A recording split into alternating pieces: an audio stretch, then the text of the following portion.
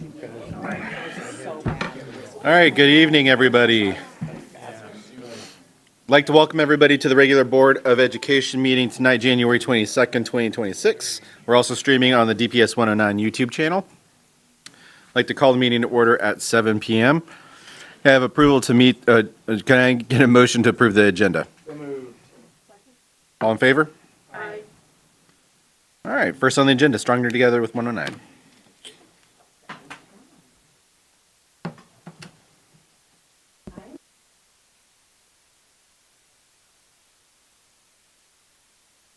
To our musical staff to talk about what ILMEA is, and then we'll honor the students who received this award.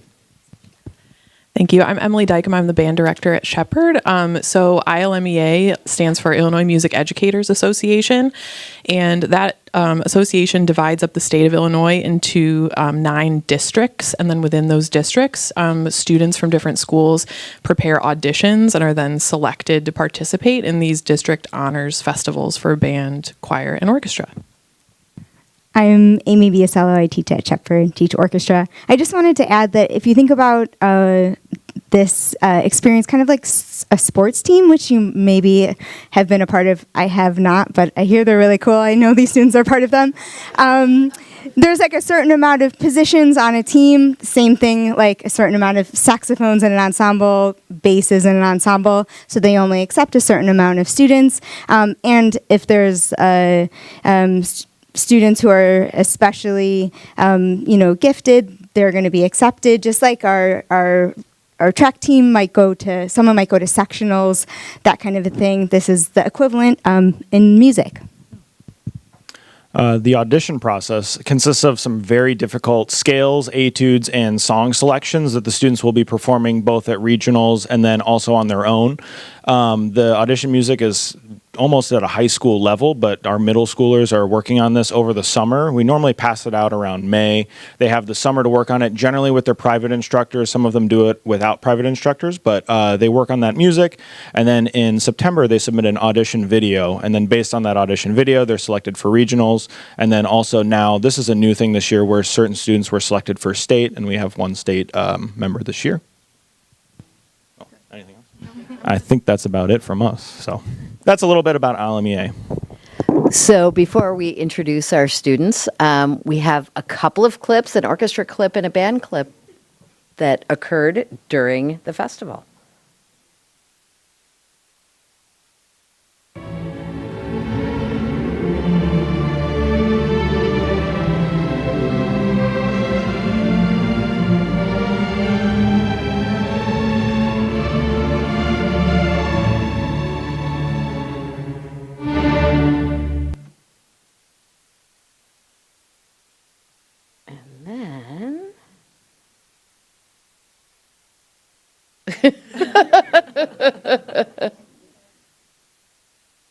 Let's make sure we're in the right spot here.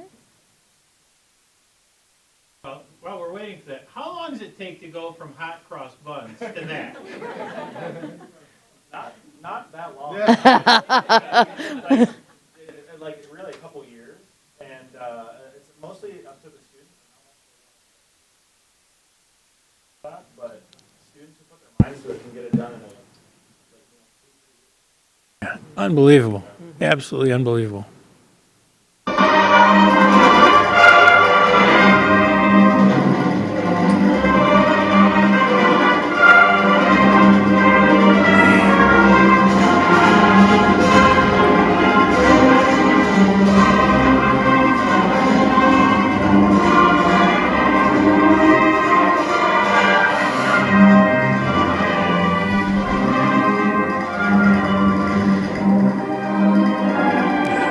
Great piece of music, man.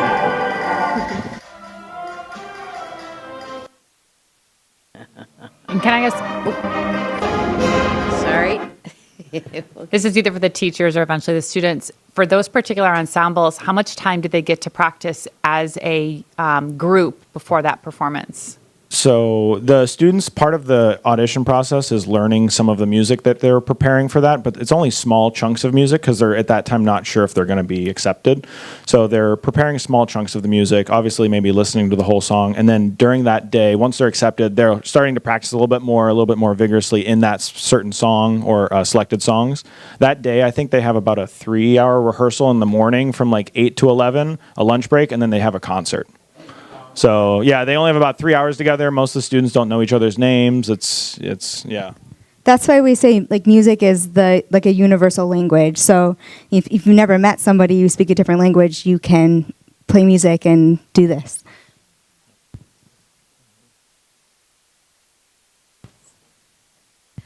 We'll start with our 2 band students. Colin Chodoroff, come on up.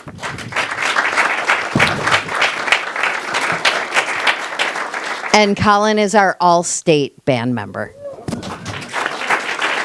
And if you hang out here, I want to get a picture of everyone when we're all done. And Tommy Heath.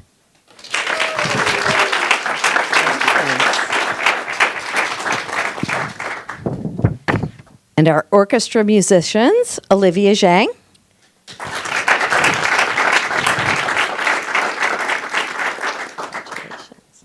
And Leo Rubenstein.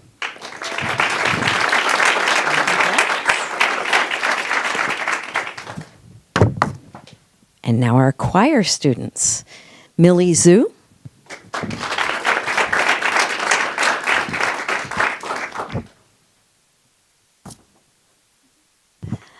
Molly Schriftman. Congratulations. Amelia Resnick.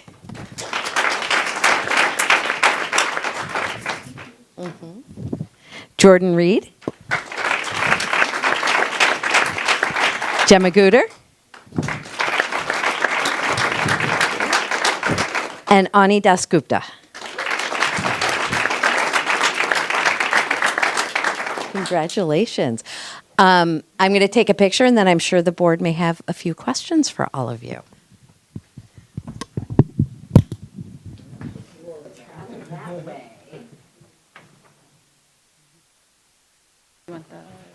They're so much taller than the kindergartners. Sorry. Kathy, do you want the staff in it? Staff in it or two? I remember when Maureen would do this. We're like, for about a chair. Yeah, I think we're You don't need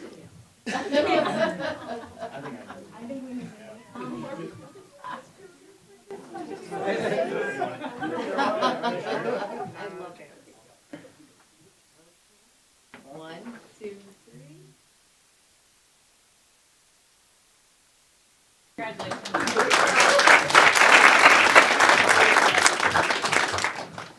Board members, do you have questions for our musicians? I do have one question for all of choir, orchestra, band. It sounds like, based on what I heard, that you have to almost decide in the spring that you're going to be preparing for this and then doing something into the next school year. So what motivates you to take on a task like that so early? Anyone want to jump in and answer? There's a microphone at the podium for the bravest of those that want to answer. Oh, come on! I know Lior will answer. Lior. Yeah, Lior.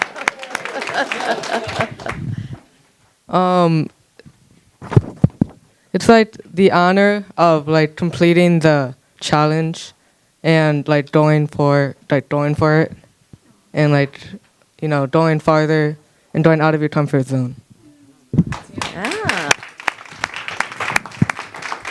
I just think it's really impressive to commit to something so early on and stay with that commitment, especially at a younger age. It's just really impressive and speaks to your character. So congratulations to all of you. Yeah. This is more of a go ahead. I'll make a comment and then Ray's got a question. More of a comment than a question for me. Kids, I'm always incredibly impressed every time I go to a concert of any kind to watch the progression. It's one of my favorite moments of every year. These guys hear about it all the time. And my appreciation for all of our teachers and this astonishing work that all of you do. Just really, really proud. And thank you for what you do. I had a quick question. Did anybody pick up their instrument recently in middle school, or have you all been playing since elementary? Elementary. Oh, that's awesome. Major commitment. And some sing. Yeah.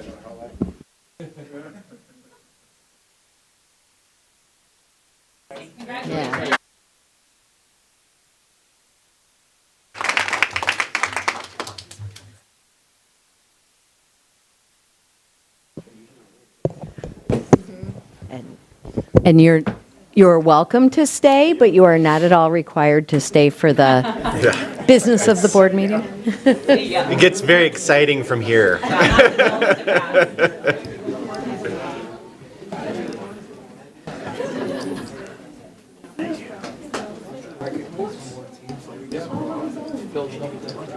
We've had wrestling ones, a couple of wrestling things and whatever. That was a really fun Oh, yeah.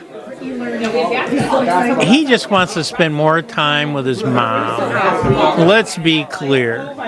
You know? We have baking club. Baking club is my favorite. I liked when the kids from Pickling did their ancestry festival. I like that too. We got to walk around. That was really good. And they were really. I like when a little.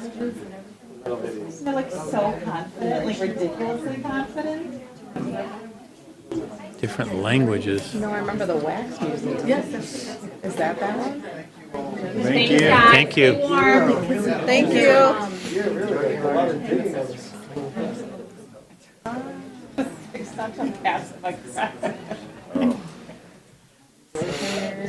All right, so next on our agenda is the superintendent's report. Well, I'd like to thank Kathy Kajijian and Ryan Kuo for underselling the superintendent's report on me here. Like, man, feel free to leave. Nothing is happening after this. And I got to follow that. So the exciting moment of the day is, okay, we're going to have an e-learning day tomorrow. I've already been thanked by some students. Hey, I'm so happy to have a sleep in tomorrow. Others are, I just want to spend more time with my parents at home. And so it's a great gift. But the decision-making process behind a decision, we coordinate with other local districts, with the village, Olson Transportation, that can factor into it as well. Can the buses run? Schools, we also question our schools' ability to maintain appropriate temperatures during the school day. It's worth noting that on Tuesday of this week, Monday, over the weekend, we had a cold snap. 4 of 26 of our heating, VRF is a heating cooling unit, failed when it got down to 5 degrees, and we had a whole section of one of our buildings where classrooms were at 58 degrees. It's worth noting that those 58-degree classrooms were for the youngest kids that we have in that building. And so little tiny fingers and hats and gloves and other things. We had a failed water heater in one of our buildings. One of the things that we try to do is where we can, we notify parents and staff ahead of time to bring their devices, kids should bring their devices home, and so that they can prepare. And it's also worth noting that 109, yes, it is a total buzzkill to not have a snow day, but what it means is that we don't have to make up a day in June. So the trade-off there, not everybody loves having an e-learning day, but coming for an extra day, especially if it spills over into the following Monday of a successive week, is really not a desirable thing for any of our parents, staff, or our students. Those are probably the toughest days of the entire year, so it obviates the need for that. It's worth noting that on these calls is a group of superintendents, often called the Cowards Club, I think, which is everybody gets together, what are you doing, and what are you doing, and what are you doing, because everybody wants to make a collective decision. And we are the only district represented on that call that says we don't think we can keep our buildings warm enough. And this happened last year, and in the current circumstance, that's where I thought we might be in making a call for tomorrow. As it turns out, the whole region essentially wound up making the same decision. But that's what goes into, at least some of the factors that go into an e-learning day decision to not have school and have an e-learning experience for our kids. So with that, I hope everybody enjoys their time with their kids. For some, it's a wonderful thing, and for others, it's like I work from home, and this is really, really tough on me. So I think one of our parents is a baker, and anything but having kids all over the house is what she needs to run her business. So tough thing. Thank you. All right, next on the agenda is the first opportunity community participation. District 109 has 2 opportunities for public comment, where many organizations offer 1 opportunity. Our policy stems from the community's longstanding commitment to public discourse and representation. We take all public comment very seriously, and while public comment isn't a back and forth, but instead an opportunity for the board to listen, please know that we listen carefully. Our first period of community participation is solely for items related to the meeting's agenda, and the second period of community participation near the end of the meeting is open for all matters. If you wish to comment, please fill out a community participation form located on the podium and hand it to Rebecca Rudd.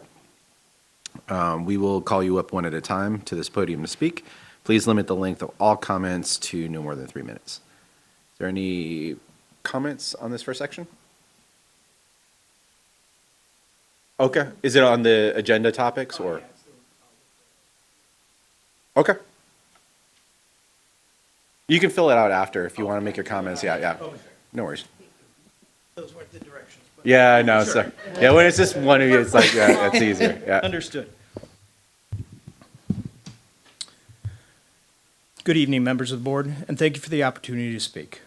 My name is Ryan Keysbury, and I'm a proud parent of 2 Walden Elementary students. I'm here to express my interest in volunteering for the referendum task force responsible for facilities improvements. Professionally, I work as a facility manager for a structural engineering and architecture firm headquartered in Northbrook. I hold certifications as certified facility manager, certified energy manager, and sustainability facility professional through International Facility Managers Association and Association of Energy Engineers. Additionally, I volunteer on the U.S. Technical Advisory Group that collaborates with 52 other countries to develop global facility management standards. With this background, I believe I can help D109 establish a leading community-centered approach to facility management within education.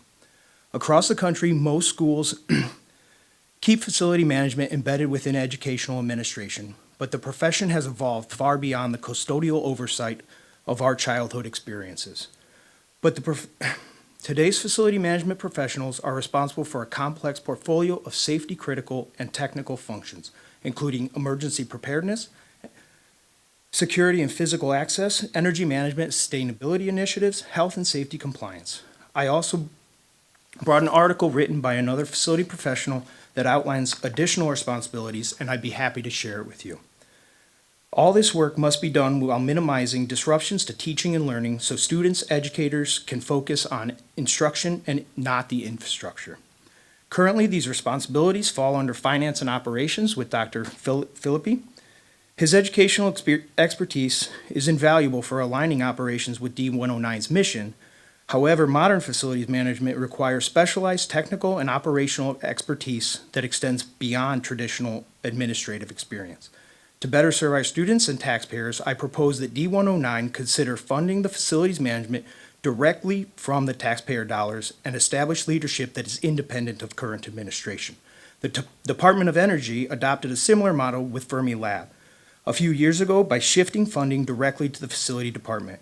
Direct funding improves accountability and long-term planning. It also allows educators and administrators to focus fully on student learning.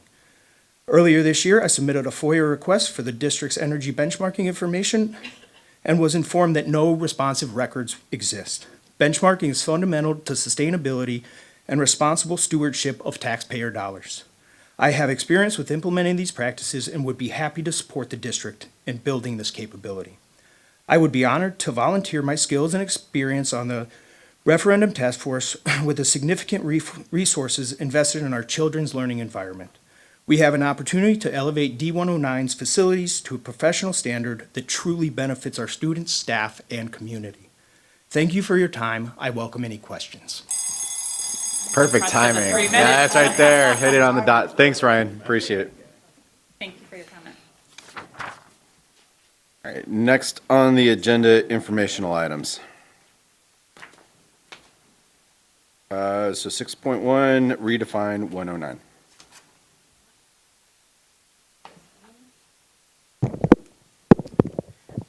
So we have started our tour of information sessions with a couple of small group sessions, and earlier this week, our first community-wide session at Walden, where we gave a tour and presented information and answered all questions.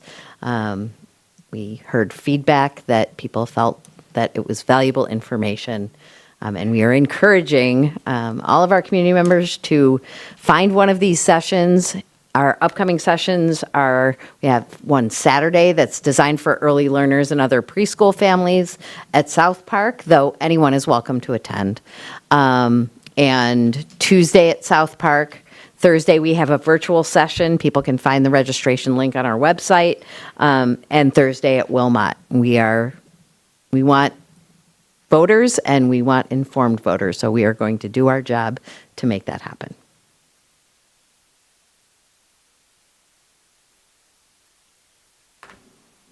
Any comments? Just really compliment and thank Kathy and John for all your work at these sessions. I attended I think it was a Tuesday. What day is it?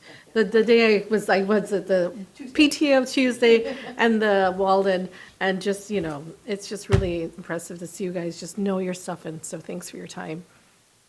How well was that attended? Was there a crowd or? We had about 25 people at Walden. So I want to say, Kelly and I were at the PTO. The PTO meeting, they had really good questions, just not about, student learning, but teacher input. So it was really nice, they're really looking at it through a very wide lens. So I really appreciate their input. I would just add one thing from the Walden. It was from before the December vote to now, having Stephanie there, the principal, I thought it was fantastic. It really shed a light on the impact on learning, not just the impact on the infrastructure. So I think that's going to be really helpful for folks to see as that continues. Okay. All right, next on the agenda is freedom of information requests. Yeah, there's 7 in your packet this month. Happy to answer any questions. Any questions on the FOIAs? All right. Policy first reading. Dale, do I need to read all these? Do I need to read the numbers? I'm Okay, going to all default to Becky on that. All right. Yeah, all right, here we go. Let's buckle in. Policy first reading, 2:120, 2:150, 2:270, 3:10, 3:50, 3:60, 4:10, 4:30, 4:80, 4:110, 4:140, 4:150, 4:160, 4:170, 4:190, 5:10, 5:20, 5:90, 5:100, 5:120, 5:, actually it says semicolon here, but it's a colon, 185, 5:190, 5:200, 5:220, 5:280, and 5:300. Dale. First, the semicolons on me. Sorry about that, Becky.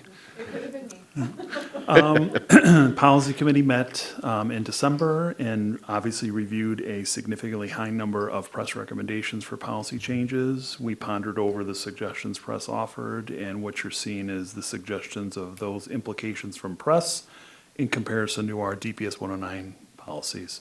I'll entertain any questions you have. I just actually have that's really odd. I have a process question. When press gives you the recommendations and then you go to the policy committee, do you ever not bring forward to the full board for a read a press recommendation?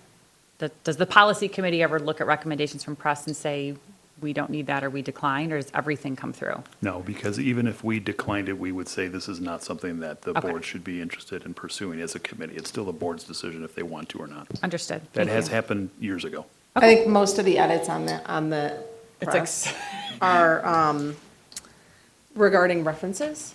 Totally get it. Some of it's just, So most of the red lines are, adding this new Sure. reference and this new. yeah, no, I was just curious, like, overall process. Do you guys ever just go, oh, yeah, we don't need that one? But no, everything comes through even if the recommendation is to not adopt. They bring it to us. But Right, the right. press, We see right. we see all the press and all at Redline with anything that's new, anything that press has Great. eliminated, and then we make a decision to include it, which we usually do, or not, which is very rare. Totally. The only thing that we tend to not include is if they put something that's just related to high school. Yeah, I think you've referenced Yeah, that so that we don't before. bring that. That does not end up in our even Like the press- driver's ed? Yeah, or graduation requirements or something like Got that. it. That doesn't make it in our the stuff that you guys are seeing. Thank you Yeah. for that update.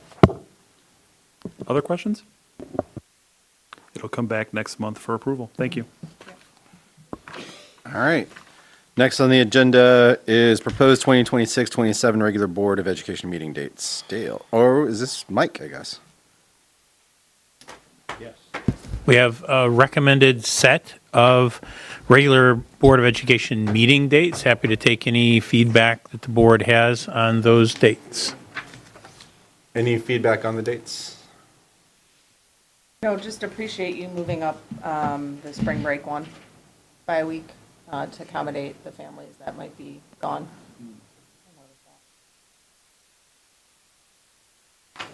All right. Next action items. Consent agenda 7.1.1 approval of meeting minutes.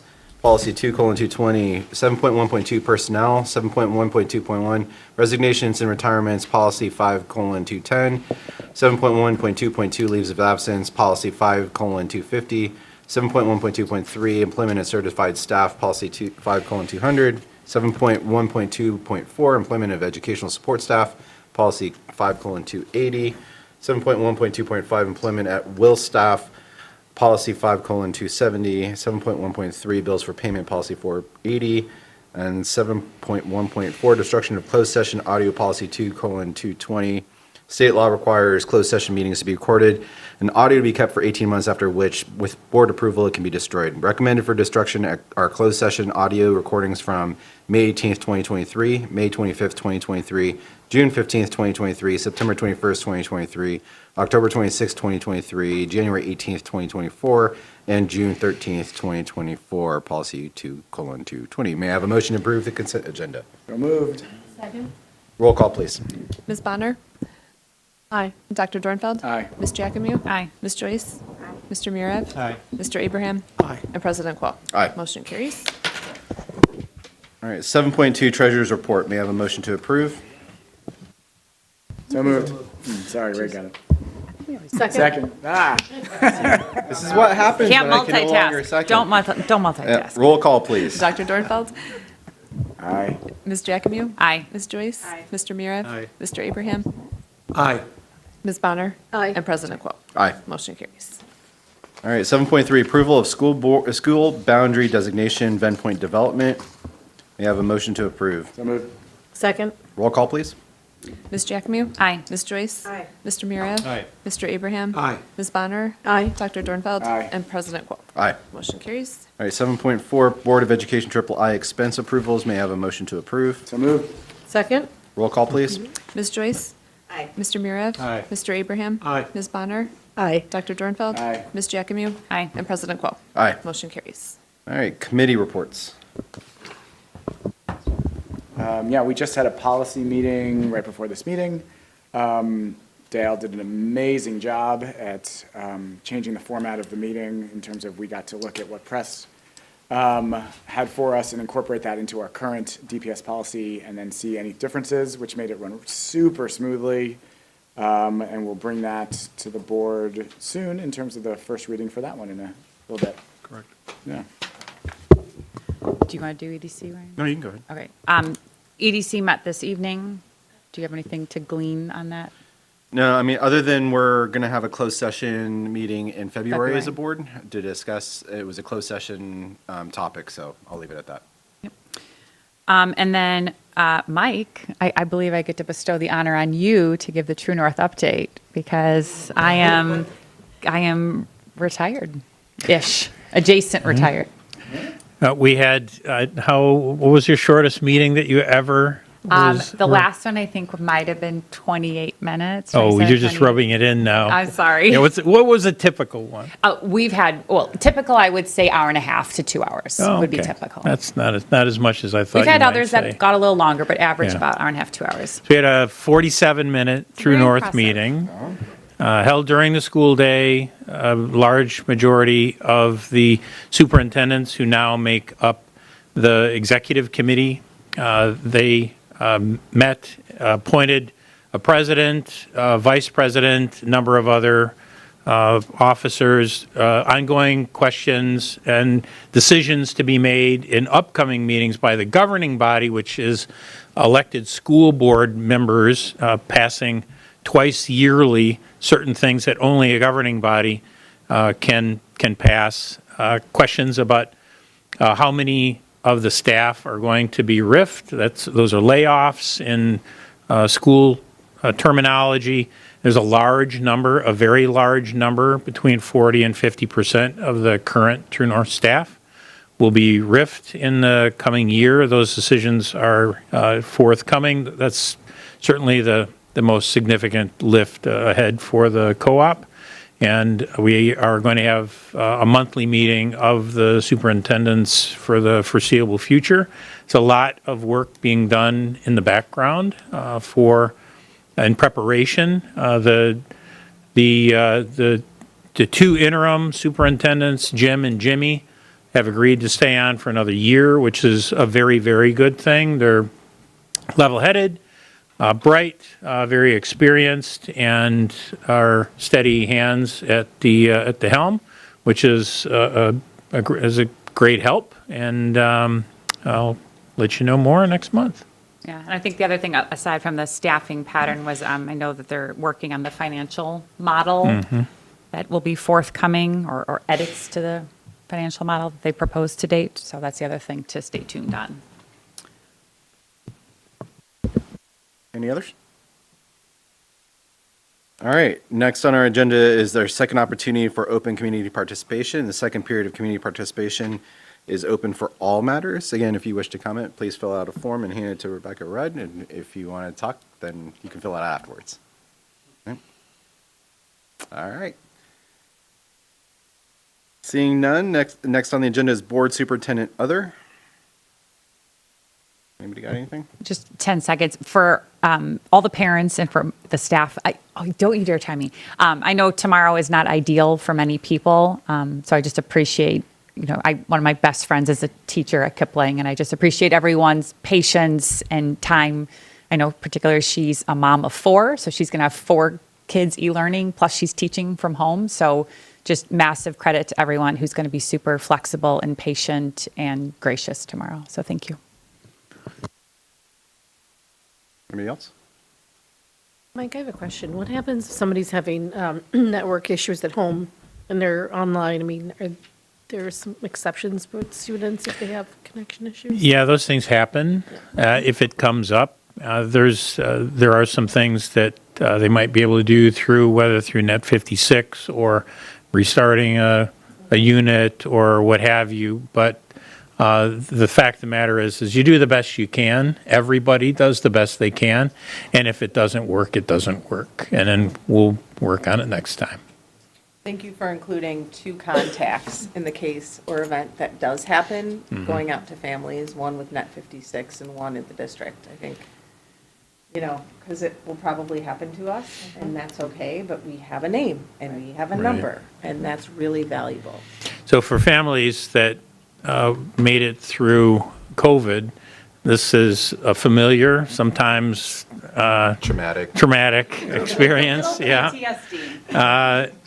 For parents that never had that, if you have a kindergartner, for example, or a first grader, it's a whole new world going through that for the first time. So nobody expects it to be perfect. Keep expectations reasonable, and you'll be okay.